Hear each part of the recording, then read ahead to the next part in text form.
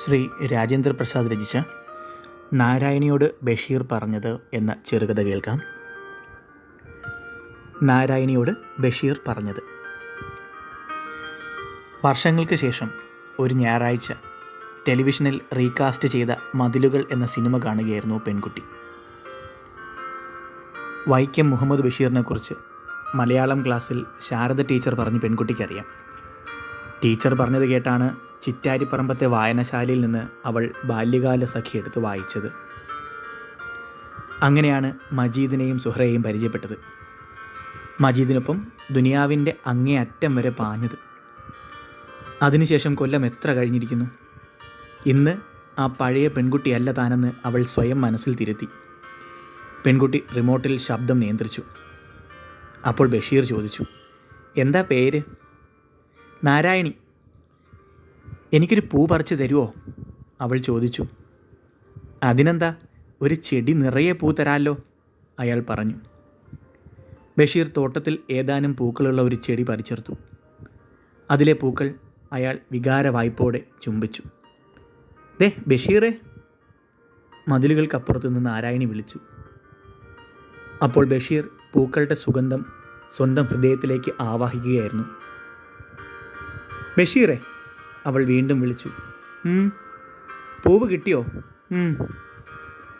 ബഷീർ പൂക്കളടങ്ങിയ ചെടി മതിലുകൾക്ക് മുകളിലൂടെ അപ്പുറത്തേക്ക് എറിഞ്ഞു. കിട്ടിയോ? കിട്ടി. നാരായണി ചെടി നെഞ്ചോട് ചേർത്ത് വെച്ച് ചുംബിച്ചു. അതിലെ പൂക്കളിൽ ഒന്നെടുത്ത് അവൾ തലയിൽ ചൂടി, മറ്റൊന്ന് ജാക്കറ്റിനുള്ളിൽ ഒളിപ്പിച്ചു. നാരായണി, നീ അവിടെ എന്ത് ചെയ്യുക? ഞാനിവിടെ ചെടി നടുന്നു. ഞാനിത് ഇവിടെ നട്ട് വളർത്തും. എന്നിട്ട് അത് ഓരോന്നും ഓരോ ദിവസവും ബഷീറിന് അപ്പുറത്തേക്ക് എറിഞ്ഞു തരും. ഉറപ്പ്? ഉറപ്പ്. നാരായണി നാളെ വരുമോ? വരാം. ബഷീർ മതിലിലെ സിമൻ്റ് കൊണ്ട് ദ്വാരമടച്ച ഭാഗത്ത് പതുക്കെ തലോടി. ഇത്രയും ഭാഗം സിനിമയിൽ ബഷീറും നാരായണിയും തമ്മിൽ മതിലിന് ഇരുപുറവും നിന്ന് സംസാരിച്ചത് സിനിമ കണ്ടിട്ടുള്ള പ്രിയ വായനക്കാരായ നിങ്ങളും കേട്ടതല്ലേ? ഇനി മുതലാണ് യഥാർത്ഥത്തിൽ കഥയ്ക്ക് ആസ്പദമായ സംഭവം നടന്നത്. ബഷീർ മതിലിൽ തലോടിയ ഭാഗം സിമൻ്റ് അടർന്ന് പതുക്കെ ഒരു ദ്വാരമായി തീരുന്നതും മതിൽ ഇടിഞ്ഞു വീഴുന്നതും കണ്ട് പെൺകുട്ടി ഞെട്ടി. അത് നോക്കിയിരിക്കവേ ഞാനൊന്നും അറിഞ്ഞില്ലെന്ന മട്ടിൽ നിൽക്കുന്ന ബഷീറിനെ കണ്ടപ്പോൾ അറിയാതെ അവളുടെ മനസ്സ് പറഞ്ഞു, പഹയൻ. നാരായണി. എന്തോ? അവൾ വിളി കേട്ടു. നീ ഒറ്റയ്ക്ക് അവിടെ എന്തെടുക്കുക? ഞാനൊരു സിനിമ കാണുന്നു. ഏത് സിനിമ? ഒരു പഴയ പടം. ഏത് പടം? മതിലുകൾ. നാരായണി. എന്തോ? എന്നെ മനസ്സിലായോ? ഞാനാ ബഷീർ. ബഷീറോ? പെൺകുട്ടിക്ക് എന്തെന്നില്ലാത്ത അത്ഭുതം തോന്നി. നേർത്ത് വലിയ മൂക്കുള്ള കുറ്റിത്തലമുടിയുള്ള ബഷീർ. അവൾ അവനെ തന്നെ നോക്കി കാണുകയായിരുന്നു. ബഷീറിന് പുറകിൽ TV-യിൽ ജയിലിലെ രംഗങ്ങൾ കാണാം. നിക്കറും ചുവന്ന തൊപ്പിയും ധരിച്ച പോലീസുകാർ മതിൽ പൊളിഞ്ഞു വീഴുന്നത് നോക്കി നിൽക്കുന്നതും തടവുകാർ അങ്ങോട്ടും ഇങ്ങോട്ടും അക്ഷമരായി നടക്കുന്നതും പെൺകുട്ടി സ്ക്രീനിൽ കണ്ടു. അതിൽ ബഷീറിൻ്റെ മുഖം അവൾ തിരഞ്ഞു. ഞാൻ എറിഞ്ഞു തന്ന ആ പൂച്ചെടി നീ എവിടെയാണ് നട്ടു വളർത്തിയത് നാരായണി? ബഷീർ ചോദിച്ചു. മുറ്റത്ത്. അവൾ തൻ്റെ 2 കൈകളും ഹൃദയത്തോട് ചേർത്ത് വച്ചു. എവിടെയാണ് നാരായണി മുറ്റം? വരൂ. ബഷീർ പെരിയ എഴുത്തുകാരനാണെന്ന് കേട്ടിട്ടുണ്ട്.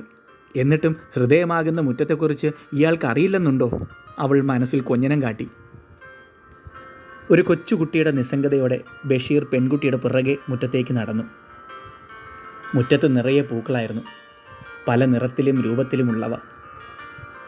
ബഷീറിൻ്റെ മുഖത്ത് 1000 പൂവിടരുന്നത് പെൺകുട്ടി നോക്കിയിരുന്നു. ബഷീർ അക്ഷമനായി പൂന്തോട്ടത്തിലൂടെ നടന്നു.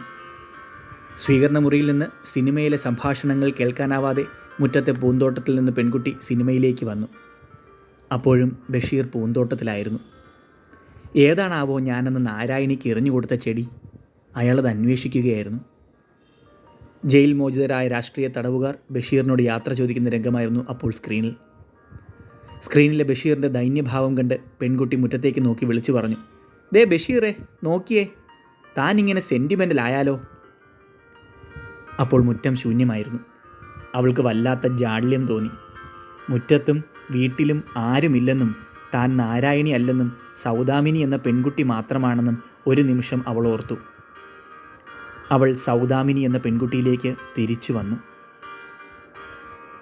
സൗദാമിനി ചാനൽ മാറ്റി. ഏതോ സൗന്ദര്യ മത്സരത്തെക്കുറിച്ചുള്ള രംഗമായിരുന്നു അപ്പോൾ സ്ക്രീനിൽ. അതിൽ പങ്കെടുക്കുന്ന പെൺകുട്ടികളുടെ വസ്ത്രധാരണം കണ്ട് അവൾക്ക് സ്വയം നാണം തോന്നി. അവൾ TV ഓഫ് ചെയ്തു. ഡൈനിങ് ടേബിളിൽ അമ്മ രാവിലെ ജോലിക്ക് പോകുന്നതിന് മുൻപ് പാകപ്പെടുത്തി വെച്ച അപ്പവും മുട്ട റോസ്റ്റും അവൾ ശബ്ദമുണ്ടാക്കാതെ കഴിച്ചു.